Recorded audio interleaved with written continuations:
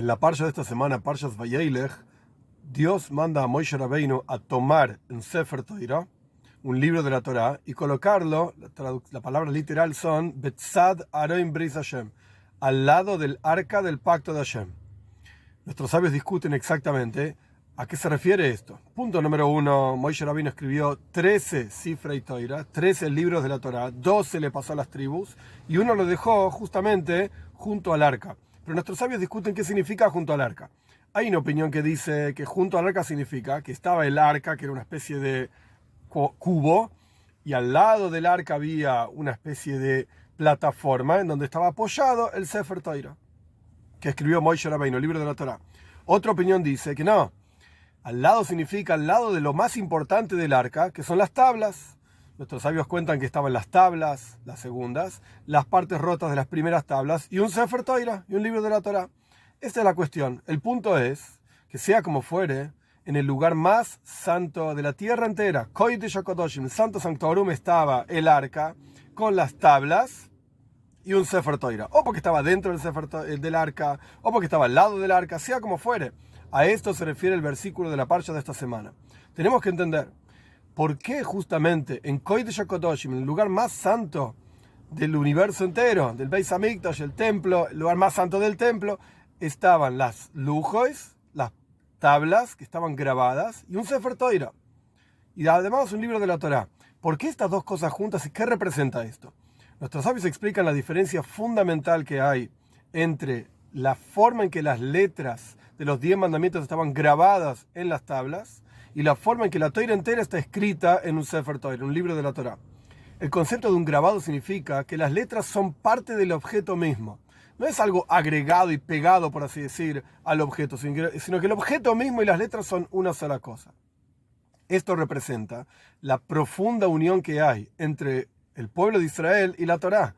La Torá está grabada en el interior del pueblo de Israel. No es algo que uno aprende y está agregado a su vida, sino que es una sola cosa grabada. Punto. La letra y el objeto son una sola cosa. La piedra y la letra son una sola cosa. Por el otro lado, un Sefer Torah, un libro de la Torá, es tinta sobre un pergamino, que es hecho de un cuero, puede ser cuero de vaca, puede ser cuero de oveja, diferentes opciones, pero sea como fuere, es tinta pegada arriba del cuero, y la tinta podría, Dios libre y guarde, borrarse, salirse. Entonces hay que llamar un soifer, un escriba, que sepa las leyes, etcétera, y lo escriba como corresponde. Quiere decir que hay dos cosas. Está el pergamino propiamente dicho, y está la tinta pegada arriba del pergamino. No es una unión tan profunda como la letra grabada en una piedra. Y esto lo que representa lo siguiente. La unión del pueblo de Israel con la Torah es algo extremadamente profundo.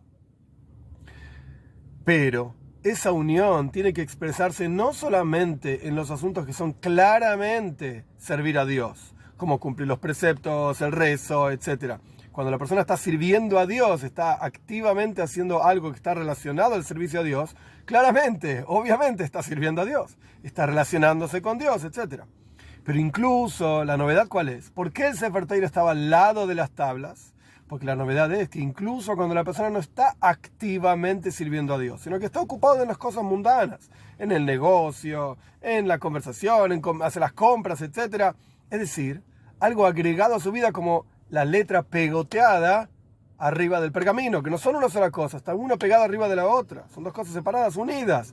Incluso cuando la persona está ocupada en los asuntos mundanos, tiene que saber que tiene que hacerlo de acuerdo a las leyes de la Torah, de acuerdo a los conceptos que la Torah le dice. Dicho de otra manera, incluso en los asuntos mundanos uno debe servir a Dios. No es que la vida de una persona está separada en dos partes. Está mi vida, mis asuntos, y por el otro lado está Dios y todo lo que Dios dice y todo lo que Dios quiere, etc. Y su servicio. No.